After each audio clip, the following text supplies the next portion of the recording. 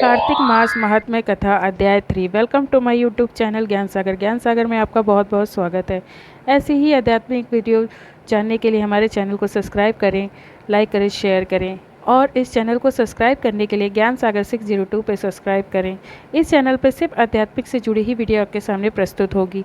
आइए जानते हैं कार्तिक मास महात्म्य कथा अध्याय 3 के बारे में।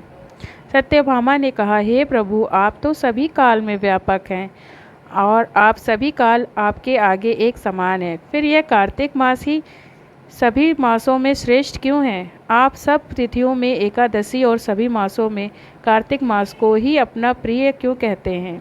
इसका कारण बताइए। भगवान श्री कृष्ण ने कहा, हे भामिनी, तुमने बहुत अच्छा प्रश्न किया है। मैं तुम्हें इसका उत्तर देता हूँ, ध्यानपूर्वक सुनो। इसी प्रकार एक बार महाराज बेन के पुत्र राजा पृथु ने प्रश्न के उत्तर में देवर्षि नारद से प्रश्न किया था और जिसका उत्तर देते हुए नारद जी ने उसे कार्तिक मास की महिमा के बताते हुए कहा, हे राजन, एक समय शंख नाम का एक राक्षस बहुत बलवान एवं अत्याचारी हो गया था। उसके अत्याचारों से तीनों लोकों में त्राही त्राही मच गई। उस शंखासुर ने स्वर्ग में निवास करने वाले देवताओं पर विजय प्राप्त कर इंद्रादि देवताओं एवं लोकपालों के अधिकारों को छीन लिया।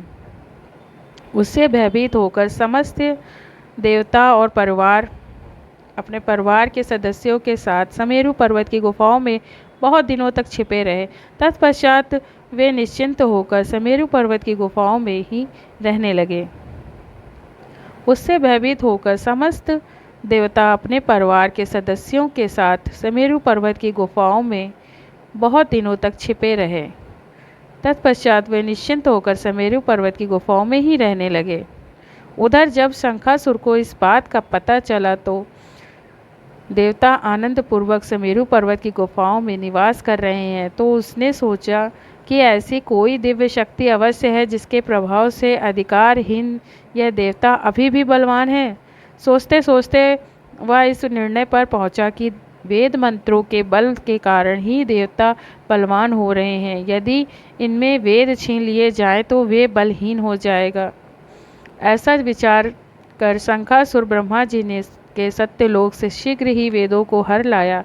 उसके द्वारा ले जाते जाते हुए भय से उसके चंगुल से निकल भागे और जल में समा गए। शंखासुर ने वेद मंत्रों तथा बीज मंत्रों को ढूंढते हुए सागर में प्रवेश किया, परंतु ना तो उसको वेद मंत्र मिले और ना ही बीज मंत्र।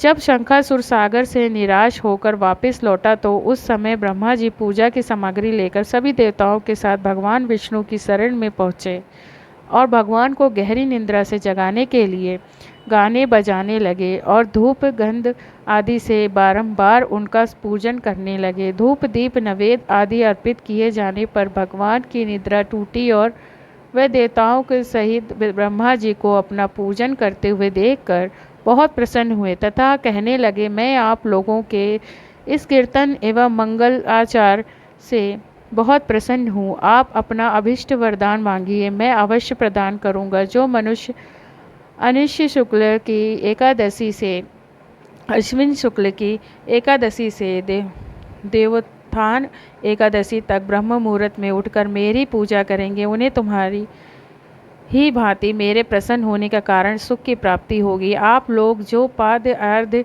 आचमन और जल आदि सामग्री मेरे लिए लाए हैं, वे अनंत गुणों वाली होकर आपका कल्याण करेंगी। शंखासुर द्वारा हरे गए संपूर्ण वेद जल में स्थित हैं। मैं सागर पुत्र शंखासुर का वध करके उन वेदों को सब अभी लाए देता हूँ। आज मैं मंत्र बीज और वेदों सहित मैं प्रतिवर्ष कार्तिक मास में जल में विश्राम किया करूँगा। अब मैं मत्स्य का रूप धारण करके जल में जाता हूँ। तुम सब देवता भी मुनीश्वरों सहित मेरे साथ जल में आओ। इस कार्तिक मास में जो श्रेष्ठ मनुष्य प्रातः काल स्नान करते हैं, वे सब यज्ञ के अवभृत स्नान द्वारा भली भांति नहा लेते हैं। हे देवेंद्र, कार्तिक मास में व्रत करने वालों को सब प्रकार से धन, पुत्र पुत्री आदि देते रहना और उनकी सभी आपत्तियों से रक्षा करना।